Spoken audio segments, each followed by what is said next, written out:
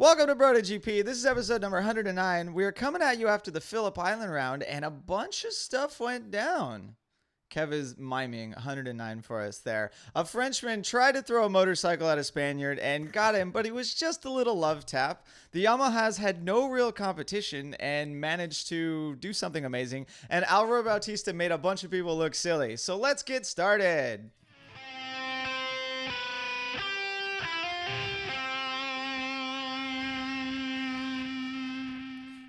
If you are watching on the YouTube video right now, right there, you will see Rob in a Wayne's World hat and a black shirt and his hair down, looking very much like Wayne himself. So if you think this episode is not going to include 2 swings up every time something good happens, you are sorely mistaken, because this is BrotoGP, and me, I'm Kevin, and Rob and Dennis.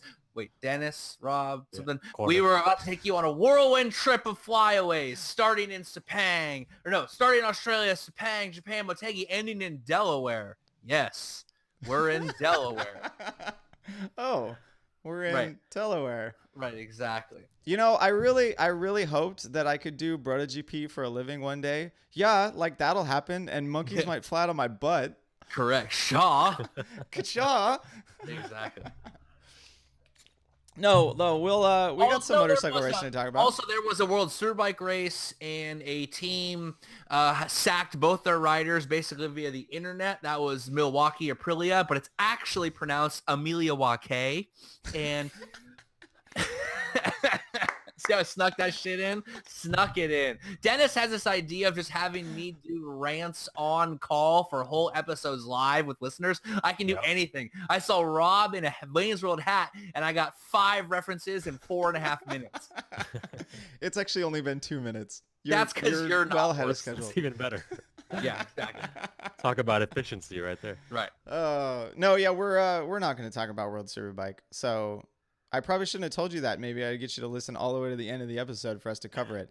I didn't watch the races yet. The only thing of note about World Superbike is that at what is commonly known as the most exciting race of the year in MotoGP, Phillip Island, they decided to schedule the World Superbike race in Qatar season finale when Jonathan Rea is in the series. Who watched that? Jonathan Rea didn't watch that. In fact, so few people watched it that God himself just canceled it. He just made a rainstorm and a sandstorm simultaneously somehow and just canceled World Superbike in general. Even fucking Yahweh himself was like, nah, I'm out. Wait, did that actually happen for Sunday's race? Because I didn't watch it. That was the reason it was canceled. They canceled it. Oh, the only thing that was interesting, they canceled the entire race. The only part that was interesting was he had the chance to beat Doug Poland's record for most wins in a season, and even Jesus was like, "Nah, don't give a fuck. No one gives a fuck." America still rules. Wow, that's bad. I mean, the whole schedule threw me off too. Like they do Thursday through Saturday or whatever, and then there's the night schedule, and it's I don't know, whatever. We're on the West Coast. We had racing on Wednesday, I think, or practice. Because it's the best coast, son, to live and die in L.A. The place to be. Hey, wait, no singing. That's a Tupac reference. No, I know. It's a rap. Yeah. No, let's get back. Actually, before we get back to MotoGP, this episode, of course, is brought to you by Riders Law. They're your California motorcycle accident injury lawyers. I've got the banner up behind me, and I have made the YouTube video much larger this time so you can even see it better. If you find that you've been in a motorcycle accident and you are injured and you need some legal help, or even if you're not injured and your insurance is just like screwing you around, just give Riders Law a call, please. That's Riders Law with a Z. Check them out at riderslaw.com. Call up Cy and lawyer Rob and even maybe Fabian. And they will definitely help you out. They're amazing lawyers. They do great things for our sport. They obviously support this podcast. We want to keep their activities, especially in motorcycle racing, going and here at the podcast. So please support them. Check out Riders Law, and everything will be good. But so let's get to some actual motorcycle racing then. MotoGP is the last series going now that World Superbike is done. And we had an amazing round at Phillip Island. Actually, Kev, I'm going to put you on the spot right here. Got it. Ready. I hear you have an idea for the 2019 MotoGP calendar. Right. So first of all, there's way too many fucking races. I used to think like stock, there's too many fucking races, and there's too many races at non-Phillip Island tracks. Every single year it's the best race. The cream still rises to the top. Every single year it's dope. Every single year there's some kind of controversy, and every single year Marquez doesn't finish. So I say we need like 8 races. We can get rid of so many races. There is no reason to be at Qatar. Boom, got it, and done. And we don't even need to have Qatar for travel cost coverage because that race exists, in that shitty part of the fucking administration because they pay for everything. They pay for the whole thing. But if we just have all the races at Phillip Island, it's all good, right? Like every single year, it's dope, and there's always cool stuff. We don't need Qatar. We don't need I hate to say it, but we don't really need Coda. Here's the thing: Qatar proves that having people at the track doesn't matter because there's no one there. It's still on. This is 2018, dog. People don't go places like. In like 1996, your parents were like, "Don't meet people on the internet," and then like and they were like, "Don't get in cars with strangers," and then in 2006, they're like, "Don't meet people on the internet." Now you order a stranger in a car via the internet, and the next step was you order your food. Like McDonald's is too much of a problem, so you just fucking diner dash it and they bring it to you. No one goes anywhere. There's no true. Leave the shit on television. That's where you watch it. TV rights is where it's at. Let the same 50,000 crazy Aussies go. They're dope anyway. And a bunch of people with BrotoGP shirts for sending us pictures with the writers. So we already have fucking presence anyway, son. And just have it all the time. Speaking of people not so going awesome anywhere every time. We can't even like podcast in the same room together, which just shows you how powerful the internet is now. Exactly. Correct. Yeah. Like we're gonna actually someone suggested to me to overcome t-shirt shipping costs in Australia that we just get some dude in Australia to be our Australian distributor. Right. Because it would save everyone like $25 a shirt. Absolutely. If we made you pay for shipping Right. costs. Don't. The key to a successful business is not working like 10 men, but getting 10 men to work for you. Bam, dog. Bam. 4-hour work week. Tim Ferriss. That's where it's at. Kev, so if we're doing 8 rounds at Phillip Island, is there room for anything else? Like maybe like a Mugello or is there room for anything else? Title of my sex tape. Ooh. No, really. Can we get one at Mugello? Yes, obviously you don't get rid of Mugello. You have one, like Valencia is cool because you have 2 Spanish rounds. You have Mugello. You have like 8 Phillip Islands. And then you have like Sepang and Thailand because that's the growing area. And I'm going to go out and say this. I was talking to a friend on Instagram.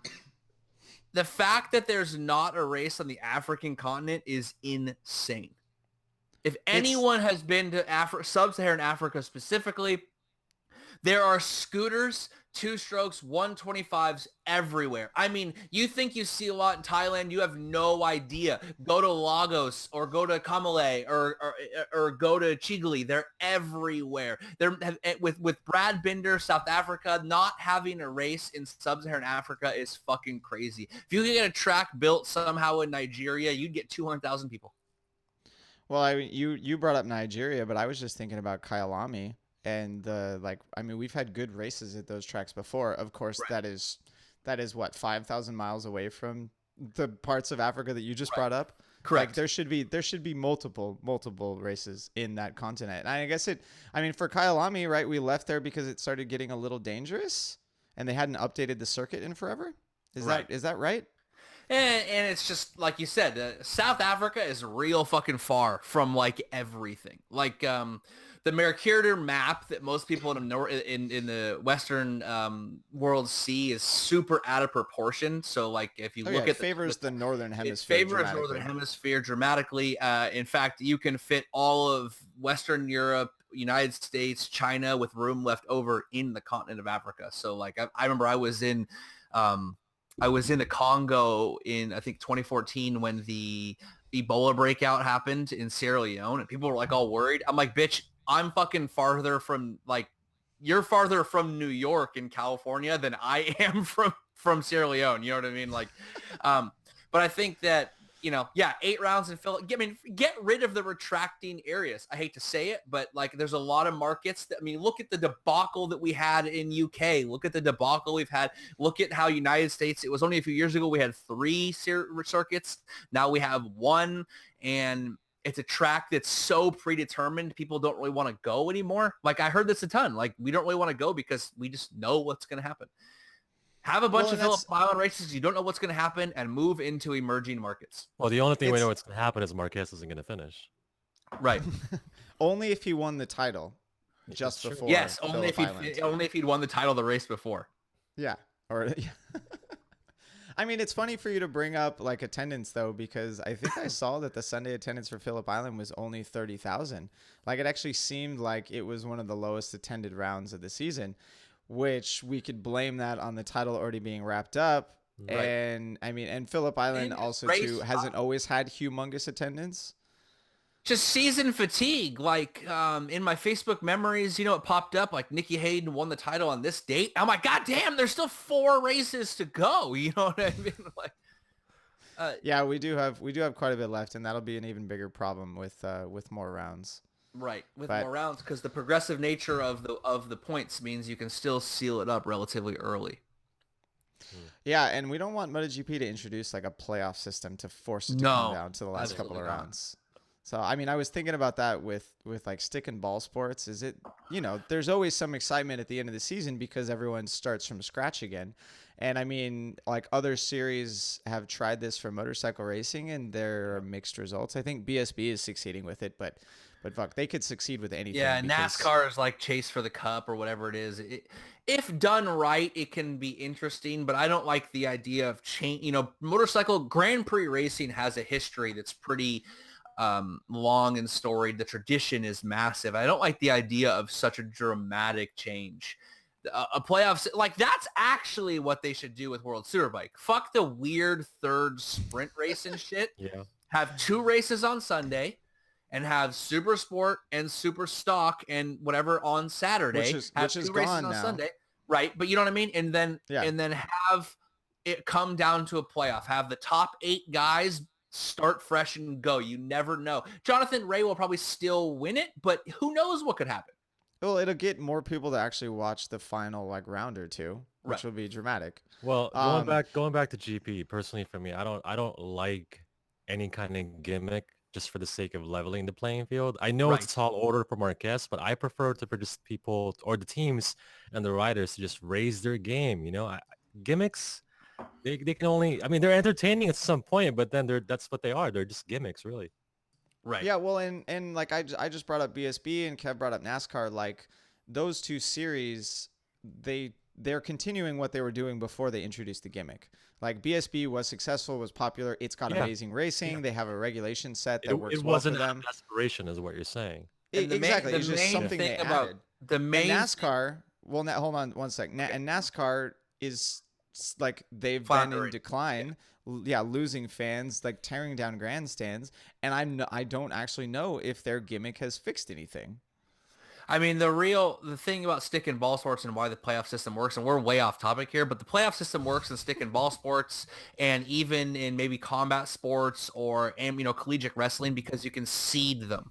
In the end, the person with the best record is seeded 1. The person with the worst record seeded 8. So despite it all starting over, it's still weighted towards the season mattering. You can't do that with a race where everyone starts. You know what I'm saying? Like, unless you change the grid somehow, but you can't change the factor. Like, if the Patriots go 14-2 in their division and the Bears go 8-8 and somehow sneak in because of it, well, then it's the 1 and the 8 seed. They'll compete, and they just like the Sweet 16 in March Madness. You always have 1 or 2 upsets, which is crazy. But in general, the best and better teams still go to it. You can't seed a race.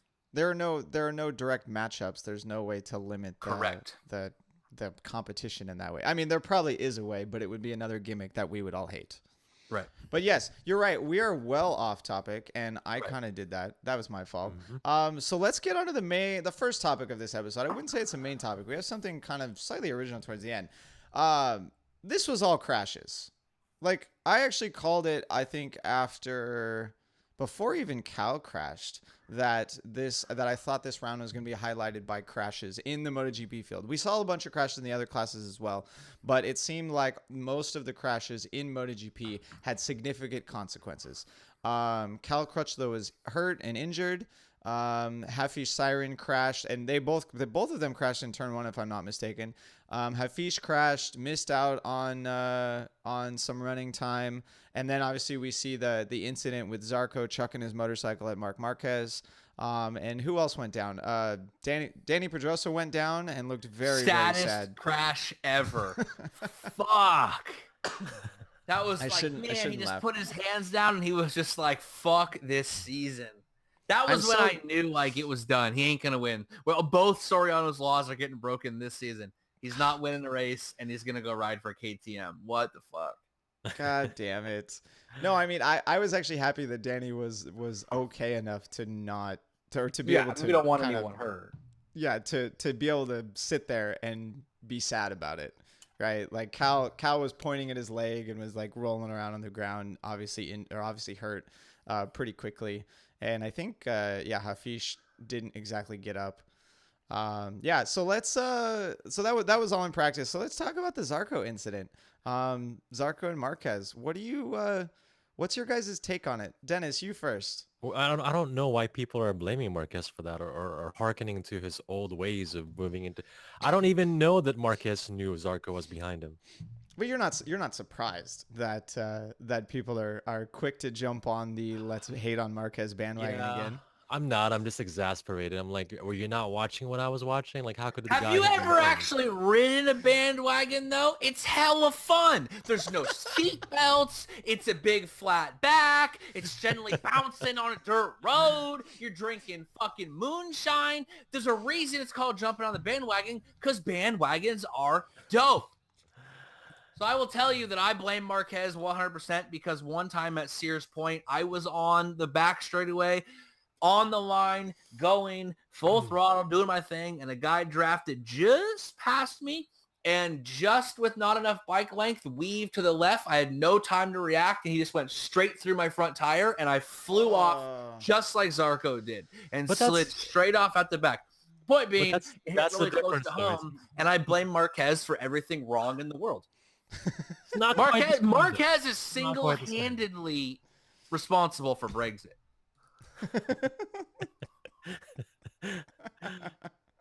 Oh, I can't even. No, this is good. You two have picked completely different sides, both based on racing experience, actually. That's the title of me and Dennis' sex tape. What?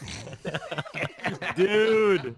I'm not walking into that one. Yeah, exactly. Oh my god. I got literally dragged into that one. Title of Rob and Kevin. I mean, no, never mind. Why are you watching our sex tape, bro? Everyone watches everyone's sex tapes. We know this by now. No, I mean, I'm not gonna take a side just yet. I thought that you were gonna bring that up first, Dennis, which is good. It's interesting to see people bring it up, even though it was definitively or race direction didn't even look at it. I think both riders approached the incident kind of almost nonchalantly, like knowing that it was just something that happens in racing. The one thing, I was slightly put off by some of Marquez's comments. I felt like the comments that he made, Zarco didn't talk to Simon right away, but Marquez did, and it seemed like the comments that he made almost seemed like he was taking zero fault in it at all. And yeah, like Dennis, like you said, he probably didn't know that Zarco was there. But at the same time, he should have, because he's a professional racer, and you kind of know, like you can hear people around you. You generally know that someone is there, and track knowledge. And I mean, when you pull over and slam on the brakes, in the business, we call that situational awareness. Situational awareness. It's a very important skill to have. If you get dude nut on you, if you are in the firing range, that's on you, dog. That's not his fault. You were in the splash zone, son. Okay, so what you're saying is that Zarco was in the splash zone. So it's his All I'm fault. saying is two things. One, No, Marquez was in the splash zone. Marquez was in the splash zone. Did you see him playing that piano? I'm pregnant just from that. Fuck. That was Zarco. No, it was definitively a racing incident for me. I'm not gonna I actually didn't think that Zarco really needed to apologize, but I do understand why he did. Yeah, because he's a fucking grown man. You know how he apologized? He walked to his fucking trailer later, went in the door without the cameras, and they fucking hashed out whatever they said. They didn't turn it. He didn't ask for the camera to follow him around. He changed into his fucking monster fucking Tech 3 jacket. He had a nice little hat on. He had his perfectly tailored jeans on, and he strolled in with his hands in his pockets to say what he said. You know how I don't know what he said? Because he walked in the trailer, told the cameraman to beat it, and said his piece behind closed doors privately. All that reason that whole crash actually made me just dislike fucking Marc Marquez even more, because Zarco handled it like a boss. It wasn't actually his fault, but he took responsibility like a man, because that's what men actually do. Not men, anyone of integrity actually does. If you're not exactly sure what happens, you just take ownership of it, because you're fucking in charge and you're the boss. And he went behind closed doors, said his piece, and then bounced. Didn't make it a huge media break. He didn't wait till Sepang press conference to turn to Marquez and go, hey, you want to shake my hand? No? Oh, let me look at the cameras that were perfectly ready for this response. Oh, I'm fine. I mean, I knew you were gonna do this. Right. I'll take Zarco over Marquez any day of the week, because Zarco is like a grown ass man and Marquez is like a 14-year-old boy. It just reminded you of the integrity that you find to be lacking in Marc Marquez. Right. Oh, God damn it! Such an eloquent point there, Kev. Boom. I will follow up porn splash zones with eloquent points. That's the best thing about BrotoGP. If we're looking at this from a pure racer perspective, it is always the passer's responsibility to safely overtake the passee. And I think we have discussed this previously. So given that Zarco was never actually ahead of Marquez, but at the same time, I'm giving 10% to Marquez for cutting over and getting on the brakes right away. That's about it. Not at fault. I don't actually fault Marquez. I don't fault Zarco. It looked like Zarco kind of got sucked into a draft maybe, and Marquez just drifted a little to his left to set up his line to enter, and it happened to be the exact moment. It's not really a fault here. No, it's a race. No one really did anything wrong.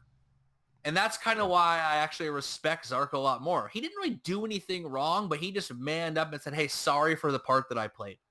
Right. Yeah, and they probably had that part in the conversation, yeah, you came over a little quick, and I just wasn't able to brake fast enough.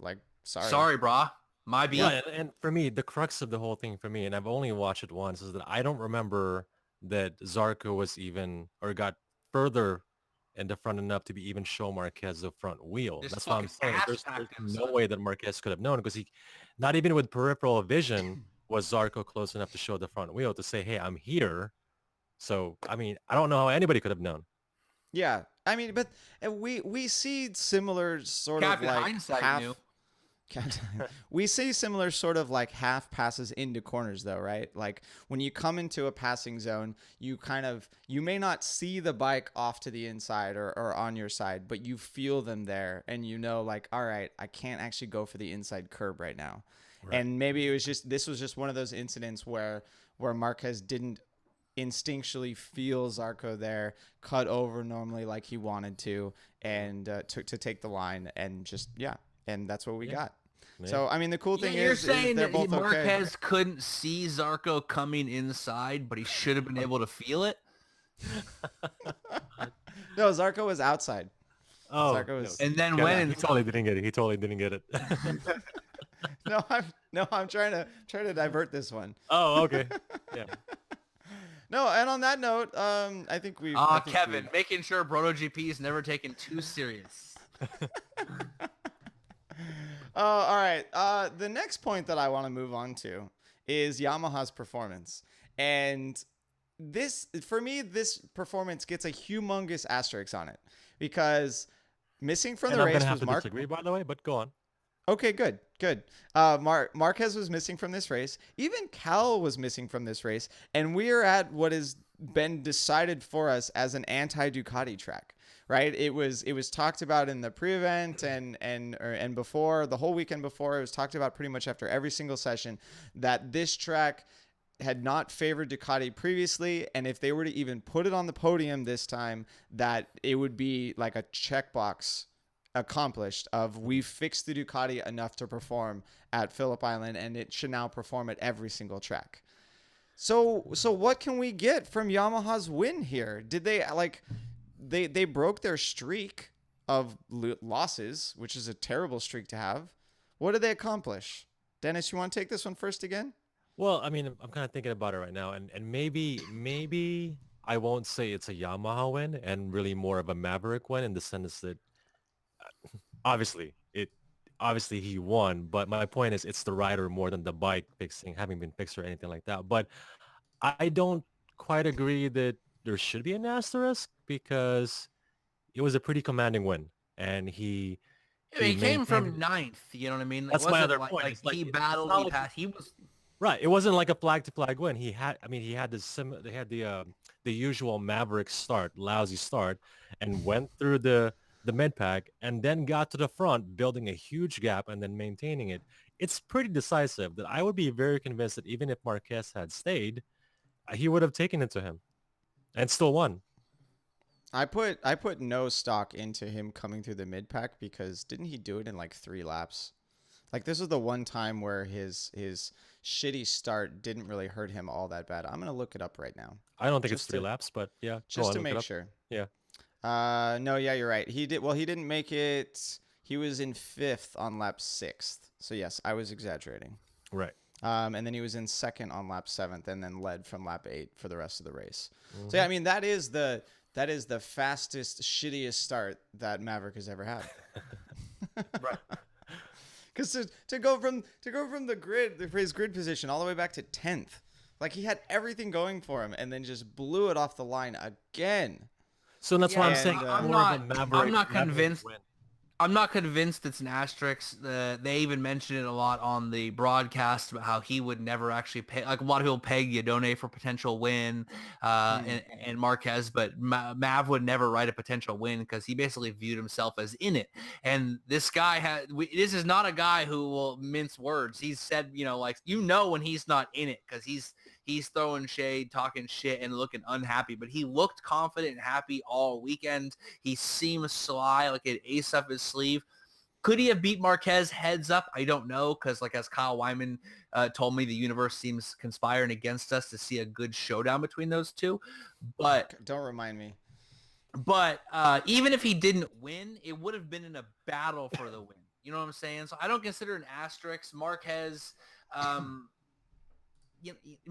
was in a racing incident and he went on to win. He beat Dovi heads up. And I don't buy this bullshit that it's not a good Ducati track. Like, we can never forget Sepang 2015, but we all remember Iannone in that race, right? Pulling some of the most insane passes ever. The reality is it's just not really a Dovi track. It's not it's not a Ducati track. You know what I mean? Like, I don't buy into that line at all. Stoner won at Phillip Island a million times on the Ducati. Iannone did really well on it. It's just not the best Dovizioso track. And since Dovizioso has been the flag bearer for them for some time, it looks that way. But I don't buy this. It's not a Ducati track talk. I'm actually going to look up, where was Jorge last year? Right. And that's a brings a good point why you looked that up. Jorge, he won a couple of races, but I don't like this idea that we view him as an automatic win contender because he won, a handful. He had, over the past 18 months, when circumstances are perfect for him, he can win. But when they're not, he has plenty of dismal results. I don't believe that we should just say, George wasn't available or wasn't there, so suddenly that means there's an asterisk. Like, he's just penciling for wins all the time. In 2 years, he's got 3 wins. Let's stop already. Actually, he got 15th last year behind Dovizioso. So that probably led into why this was written down as an anti-Ducati track. Pinched nerve is driving me nuts. Still bad. No, just no sitting in painkillers this today. one position. I can go take some muscle relaxers if you want. I don't think they'll kick in before the end of the episode. Okay. So it could work out just fine. It could work out just fine.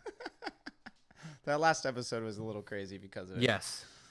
No, yeah, actually, Jorge's performance last year likely contributed to the fact that that the announcers in the media and even us now here have made such a big deal about this track being not a Ducati track. But it likely is just a combination of what you said, where it's not a Dovizioso track, and then Jorge having a shitty year last year. Right. Exactly. I mean, Jorge just sucked last year. Let's just forget about that. Like he was terrible. You know what I mean? Yeah. And I mean, yeah, Iannone took the Seagull out on the Ducati, right? Yeah, because then he, so like Iannone definitely had some quality performances at Phillip Island on the Ducati on a bike that was less good than the current Ducati. So I think, yeah, we'll go with should no longer be written down as an anti-Ducati track. But back to the original point. I mean, I don't know if Marquez and Maverick would have went head to head. I mean, I guess the fact that Maverick is this is one of the very few performances that we've seen where someone actually has pulled away from the field and led it to the finish. Usually when that happens, the tire wear comes into play. Someone goes further back. Like I've said many times that now in the Michelin era, the Michelin race is to stay in the front pack and wait till the end. But Maverick was able to do something better. So maybe that leads to the idea that him and Marquez actually would have went toe-to-toe, or maybe Marquez would have been in the pack expecting Maverick to come back, and he wouldn't have won anyway. Yeah, I'm not like, for me, I'm just not Marquez does not win every race, and kind of other than 2014, while his title runs are super impressive and he locks it up early. The key to him locking up early is he gets second when he doesn't win. He's got 6 race wins in an 18 race season title. He's got 6, 7, 5 races. He doesn't win every race or even every other race. He's not Jonathan Ray in the series. So that Marquez doesn't finish the race, to me, doesn't negate a Maverick win in the same way. You know what I mean? Yeah, and I mean, we talked about this last time. Dovizioso has been showing us how to lose a title handily. And it's by just crashing out and having shitty performances when your title contender is doing exactly what you said, is finishing second. Right. So, I mean, Marquez finally gets one and has no impact on the championship whatsoever. Right. But whatever. Boo. Should we talk about Rossi here before we move on to someone else? We have to talk about Rossi. Well, it's the same fucking bullshit every time we talk about him. I don't even want to. What is it? Well, old guy who's past his prime pulls a decent result out of his hat through tactic and guile, but it's not really anything to write home about. It's the same fucking story for 2 years. I don't even care. Don't be sad, Kev. Don't make me sad anymore.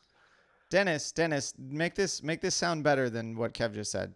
No, because I would have said the exact same thing, and because I'm not that big of a Rossi fan. This is MotoGP in general right now, man. This is the fucking problem. It's like the whole every year is exactly the same. Marquez wins. The only thing sadder than Rossi's plight right now is Pedrosa's. Right, exactly. The only difference is that Pedrosa sucks even more now.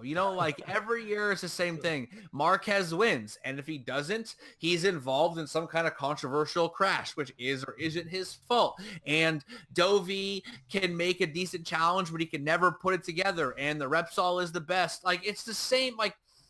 No wonder. When we started this, there was a bunch of people on Twitter, fake journalists trying to act like they know so much. They're all fading away, like this stupid ass Moto Fire thing with these chicks who used to argue constantly that booze were bad and tell me how stupid I was. Of course, now they all fucking bounced out because it's the same thing every year and they can't get any coverage. It's not entertaining because just holding Mark's jock for 4 years doesn't really inspire people.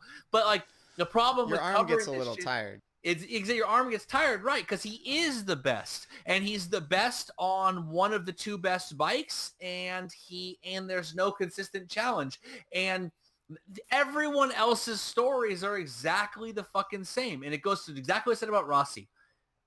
We all want him to do good because we want the 10th title, or we want the story. We want him to have yet another Phoenix from the Ashes story. I'm sorry to say, but his Phoenix from the Ashes stories are all played out. It's done. He lost the title to Hayden, and then he lost it to Stoner, and he switched to Bridgestones and somehow figured it out. And he won the 2 titles. Then he breaks his leg in a horrific crash. And he's like in a hyperbaric chamber for 6 weeks straight. And he somehow comes back and he fights Jorge tooth and nail. And he gets a podium at Motegi. And then he gets a win. And then he goes to Ducati and it's terrible and it's horrible. He comes back and he finally gets that win. And then then he's fighting for the title. He leads all of 2015. Like, there's no more Phoenix. We are tapped out, son, of Phoenix from the Ashes stories. Does he only get 3 lives? Is that what we're doing? Just 3 lives. Exactly. This is like fucking Contra. You get the 3 lives and that's it. Except Rossi can't press up, up, down, down, left, right, ABA, select, start, and get a million continues. It's over, son. Dennis, I'm going to jump on something that you just said, that Dani Pedrosa is just worse because, or it's just more sad because he's doing so bad. Yeah. Is Rossi right now like Dani Pedrosa 2016? Like, because that was, Dani Pedrosa was already sliding down at that point. The Honda was something that he was struggling riding. Danny he got his 1 win in later 2016. Later on the season, missed a few rounds. He got 6th in the championship, which was decidedly worse than Rossi is going to do. But is this, are we going to expect the same sort of slide out of Rossi for 2 years? No, I don't think so. I mean, it's a slide, but it's like a Rossi kind of slide. It's not going to be as bad as Pedrosa. It's going to be like a controlled downward spiral. Because he's been practicing slides at the ranch, right? That's why it would be so bad. Pedrosa's bad because Marquez's unique riding style means the bike is so tailored to him that he can't ride it. You know what I'm saying? Like, it just doesn't work. Mm-hmm. But Vinales is a massive talent, and I still believe he can fight for the title with the right bike. But he doesn't have some sort of terribly unique style that's so different, esoteric, like a Jorge or a Tony Elias or a Marquez, right? Or even Dani Pedrosa now, it seems. Right. Exactly, right. It's to the point for Rossi, the bike is not going to get tailored so hard to Vinales, although I think they need to start tailoring it to him. It's not going to get tailored so hard that he can't ride that bike.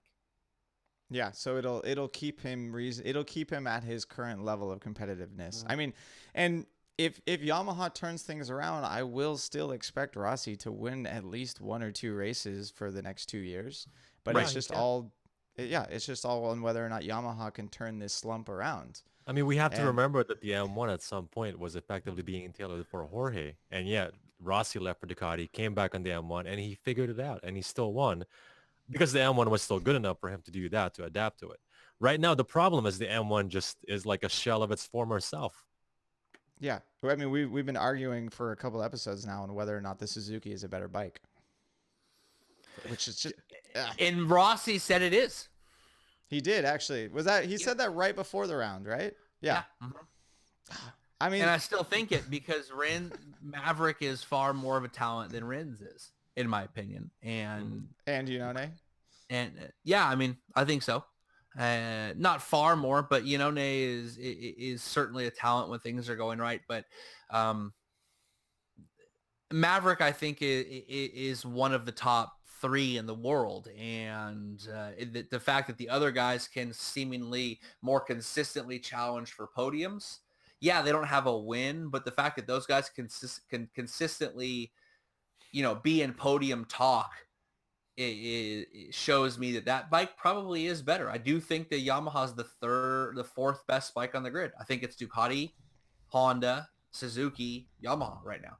I really do. Such a bad look for them. And I don't want to say that because people like all of the weird like anti-Rossi Marquez fans ever. I'm not talking about Rossi's performance. I'm talking about Maverick. I think Maverick is one of the top 3 best riders in the world, and he can't make that bike work. And if Maverick can't make that bike work, a guy who jumped on a bike and won 3 of 5 races in his first attempt, and a guy who has won a race on a Suzuki and the Yamaha. He's the only guy to win on that Suzuki still.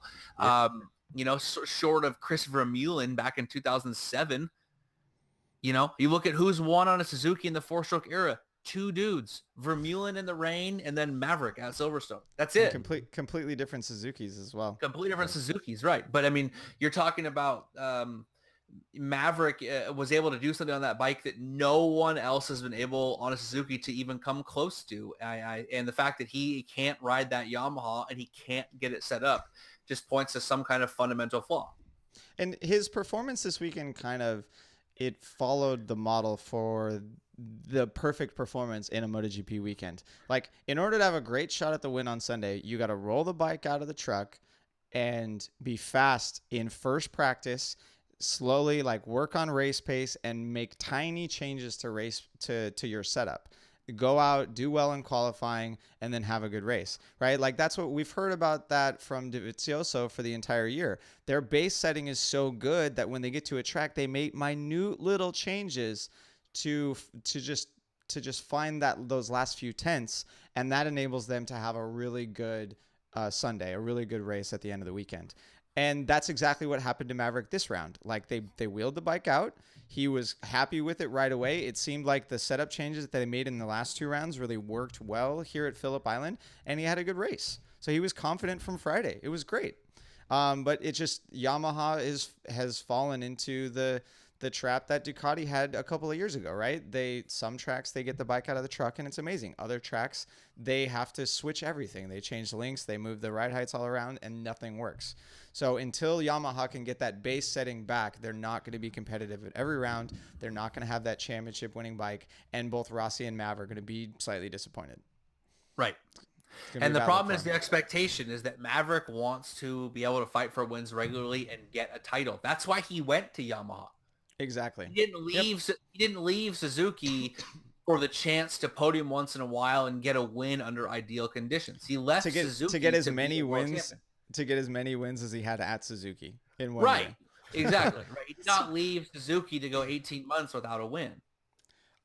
We should check the point total at the end of the season and see if he scored more points in that year with Suzuki than he did with the Yamaha this year. I bet you he's probably still going to outscore on the Yamaha, but I don't think it'll be by all that much, especially with how much more competitive the grid is now as well.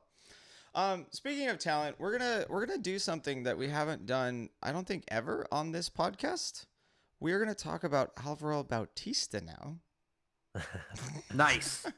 That guy at this round is making me have an existential crisis. Yeah, how so? Tell me why. All right. So first of all, no doubt the Ducati, it's a much better bike now than than its former iteration. I know where we're going. Just one iteration. You think the 18 is much better than the 17? Okay, many. Yeah, it's definitely a much better, much more closer to an all-around bike. So, about Bautista, I know where we're going with this. I'm going to go ahead and throw it out there. I'm not willing to question Jorge or Dovizioso's talent yet because of Bautista's result. But again, it just begs the question of what other riders could perhaps do on a more decent bike and team. And it just makes me so sad. I should be happy for Bautista, but it makes me so sad. Wow, what could he have done if he had something like this whole time? Or anybody else that hasn't been in a factory team? Leading the witness is what we've been doing to each other the whole time. Yeah, no, I mean, then that's exactly where I'm going. Versus hearsay and conjecture. Those are kinds of evidence. Yes. That's a really esoteric reference. 100% speculation is all you get at BrotoGP.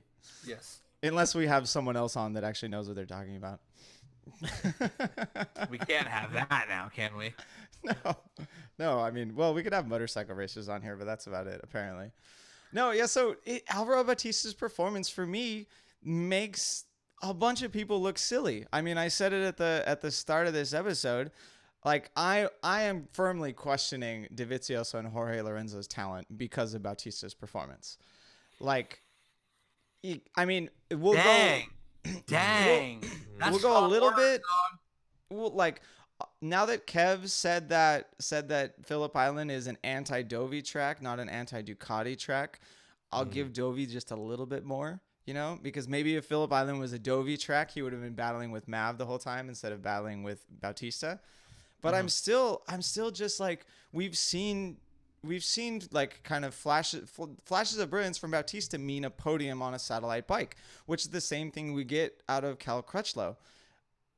And yet we've never really thought of him as a title contender. He doesn't get anywhere close to Kev's top 3 motorcycle racers on the planet, right?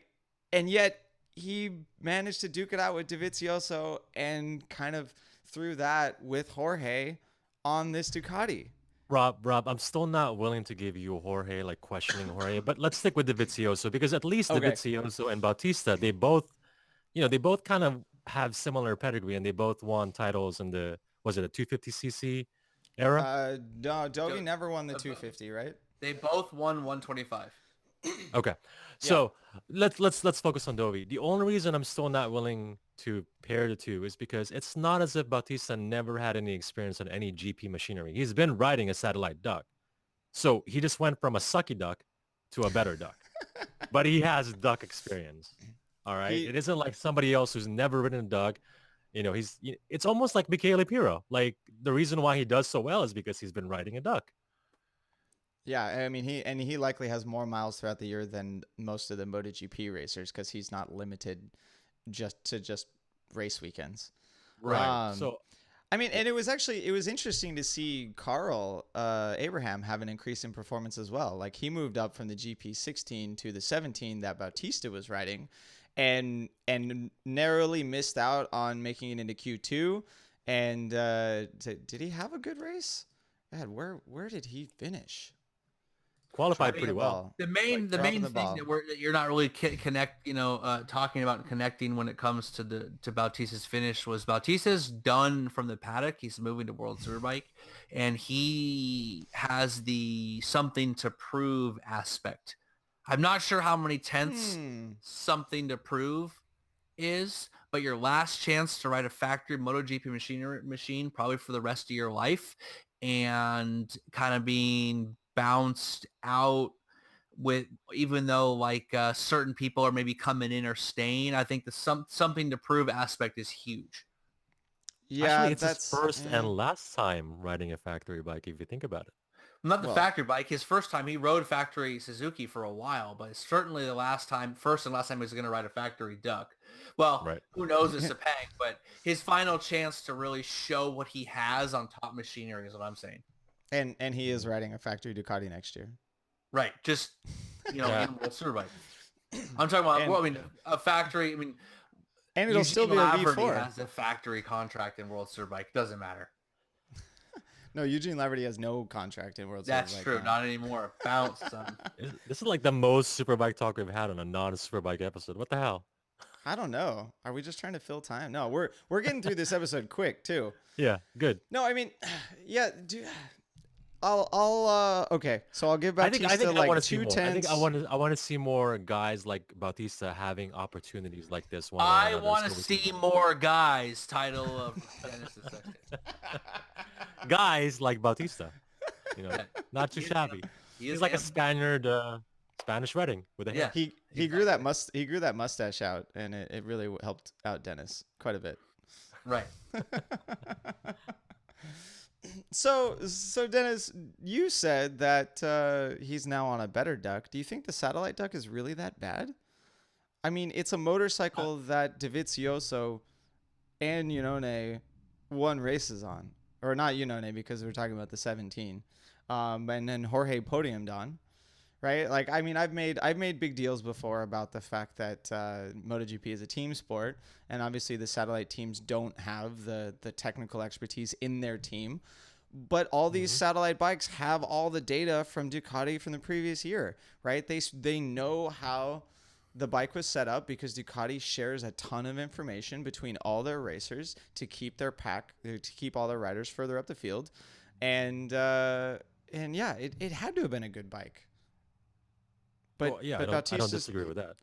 But Bautista's performance, like this extra boost, kind of disagrees. It just says that. Yeah, maybe I shouldn't have said it was a sucky bike. Maybe I should have just focused on the fact that however that bike was, the factory one is simply better. Which is, I mean, we all know that. And it goes the same thing we've talked about a million times, Rob. The access to the technicians, your engineers, it really is a team sport. And I think that, what he has at Ducati, factory Ducati, is just heads and shoulders better than what he has at Aspar, or what Avinti has. It's a regular shoulders, you say. Or heads and shoulders, you say. No, I mean, and I think his performance throughout the weekend kind of exemplified that as well, because he didn't exactly start off all that well, like on Friday, and then just slowly built. Like, we see this out of the factory racers every single weekend, right? Maybe they start off on Friday and they're... Hey, Rob, can I interrupt you for a second? Yeah. I am going to step away and get an ice pack for my shoulder. It literally hurts that bad. Keep it going. I'll be right back. No one would have noticed if you just, except everyone listening on YouTube, watching on YouTube. No, yeah, we see the factory performance classically is that they start off Friday at a reasonable pace. Like, the guy that will likely win the race is already in the top 3, and then everyone builds to qualifying, right? They push through all the FPs. They set a good race pace in FP4. They build to qualifying. Rossi will classically find something Sunday morning, and then we have the race. The satellite racers don't have that same build, or if they do, they don't go nearly as far. They don't gain nearly as much time. Yeah. And that's just the technical expertise of the factory teams coming through, because like I just said about Dovizioso, like, their base setup could be good. And because the satellite teams have setup data from the previous year, that's a big ice pack.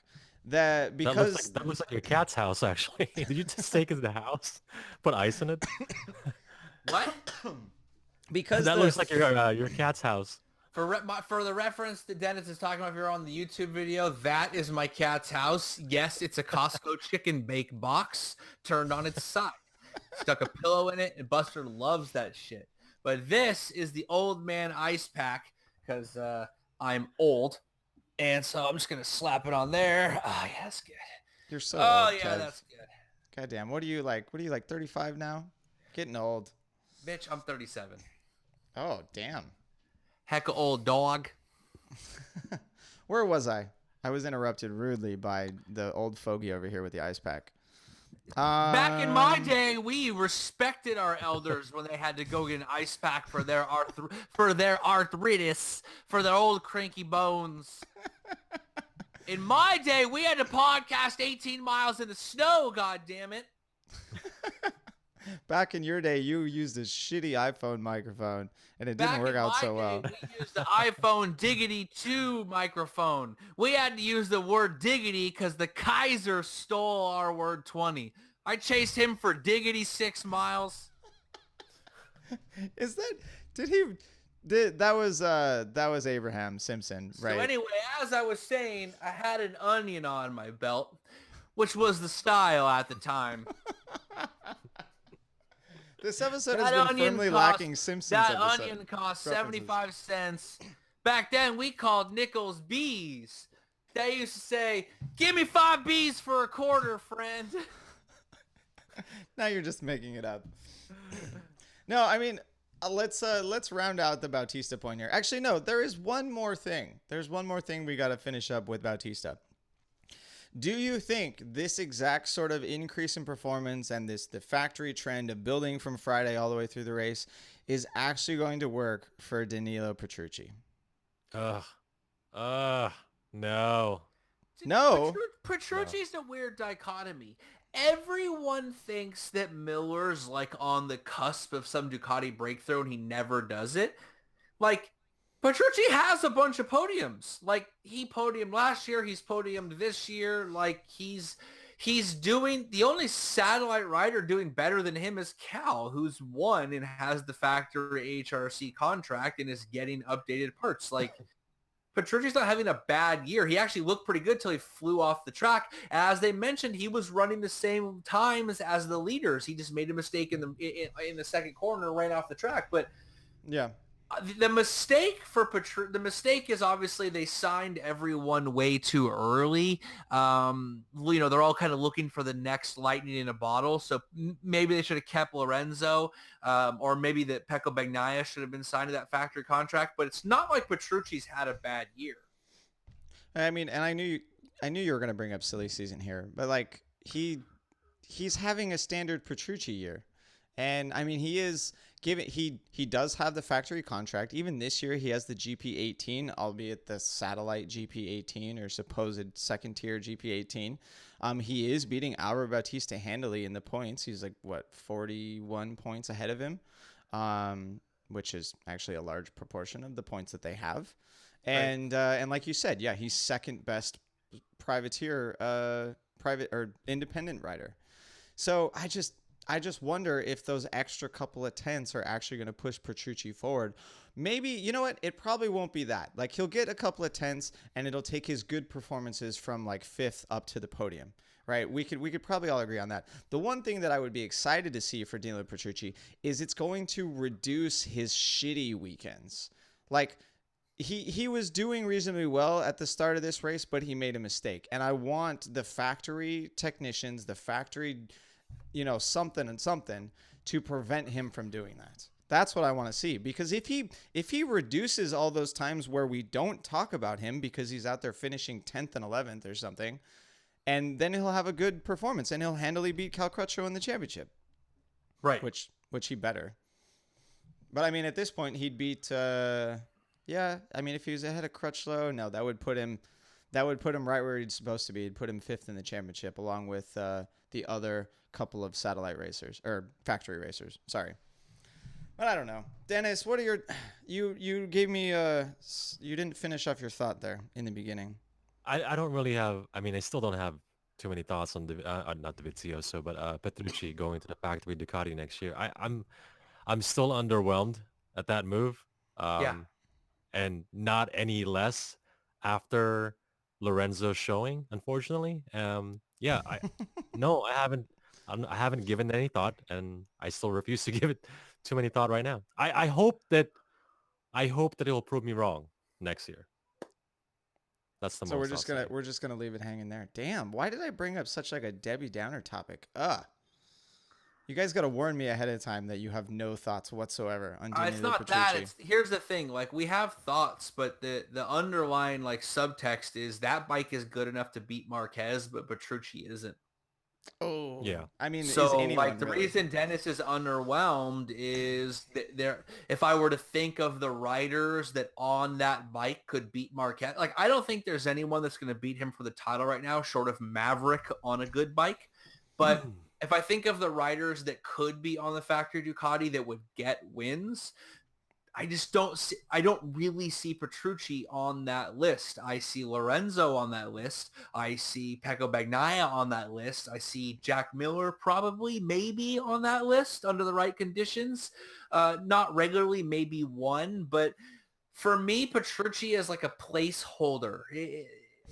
He's a placeholder that's so strong that I'll be honest, I've said this on our Instagram and on our Facebook page, on Twitter and stuff a number of times, that, I mean, Petrucci has a contract with Ducati. They got to buy him out or just move it. Like, put him back at Pramac on or have a three-out team. Pecco Bagnaia needs to be on the factory bike on literally at Valencia the day after the final race. On a factory bike in all red. He needs to be on the Ducati red bike. It just needs to happen because Petrucci is not going to elevate them. He's just a placeholder.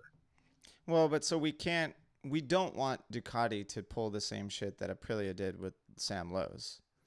No, I don't want them to sack Petrucci. I just want them to move him laterally back to Pramac. Or I'd like for them to do what Repsol Honda did with Dovizioso, run a three-rider team. And only I don't know if you halfway can. allowed. You cannot actually run a three-rider team, but they could do what they did between Cal and Iannone before Iannone was a factory rider. Right, exactly.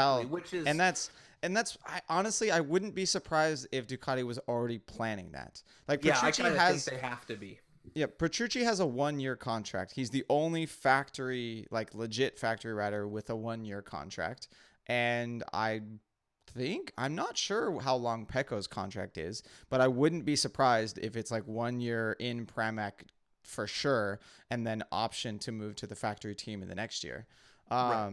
But yeah, they could. That would probably be the best bet, at least to satisfy what we want out of Pecco, is to just start moving all those good technicians over to Pramac and Pecco's team. I mean, Pecco. The thing is, though, next year, Jack Miller is on the GP19 and Pecco is on the GP18. So Pecco is one bike behind. He'll have that base setup that Dovizioso is running now, and he'll be able to just learn on something established. But I mean, we've been talking about for half this episode now is he needs the technicians to be able to make that build throughout the weekend and to have solid performances and to prevent him from getting, 20th and fighting with Taka Nakagami all too often. Ooh, brutal. Ooh. I heard that he apologized to the fans for his performance. He did apologize to the Japanese fans, which is the most Japanese thing ever. And that's a compliment, by the way. So much integrity. So much integrity. It's a little too much. Honor. A little fucking straight honor, dog. That is some honor shit right there. Oh, man. I don't have anything else for this episode, guys. We literally just hit 1 hour and 24 seconds now. I'll throw a pop quiz for you guys if you're up for it. Ready. Do it. Which one could we likely see first? A Spanish winner in Moto2 or a Marquez Vinales battle in GP? Oh. I don't see any evidence of a Spanish winner at this point, sans Valencia. And I don't see any evidence of a Marquez Vinales battle anytime this year. Not even at Valencia. Yeah. Not even at Valencia. Dennis, how long have you been thinking of this question? This is brilliant. Well, first of all, I wasn't restricting you guys just for the rest of the year. I'm just saying, like, which one could happen sooner, however long that takes. I still think Mir can win a race this year. I think Alex Marquez is done. He ain't winning shit. He peaked last year and it's over. He's hurt himself. I bet you his head hurts or something. Yeah, he's got all that stuff. I think that we could still see Mir win a race. We could still see Xavi Vierge win a race. It would be crazy for a Spanish rider not to win a race this year. It'd be fucking nuts. If you think about the idea that if I were to tell you only 2 or 3, 4 or 5 years ago that a Spanish rider won't win a single race in the intermediate class, it'd be nuts. But it can happen. But I think that I don't find the conditions that Yamaha needs to win. I'm not talking about lack of Marquez or Jorge. I just mean like weather, bike, track layout, all that conditions being happening again where it's so good for Maverick but not great for Honda. But I just think that Mir or Vieje's got to win a race this year. If no Spanish rider wins a race in Moto2 this year, that's fucking crazy. I'm going to go with... I will also say that the Moto2 Spanish winner will happen first, but I don't think it's going to happen this year. I think we'll make it to like 3 or 4 rounds in next season with the new rules and the new bikes and the new electronics, and a Spanish winner will win it. I mean, even maybe in the first race, God, who is... because Mir's gone. Marquez is still there. He'll probably bounce back. I don't know. Tito Rabat is back. He's back on that Mark VDS team. I'm not really sure. Jorge Navarro has been still crashing his brains out. He's down there with Sam Lowe's in the championship. They're actually just, who it's going to be. If there's a Spanish winner this year, it's going to be Augusto Fernandez. Yeah. Who? Exactly. Like the kid came in as a replacement to Baldassari's. Who was Baldassari's teammate? God.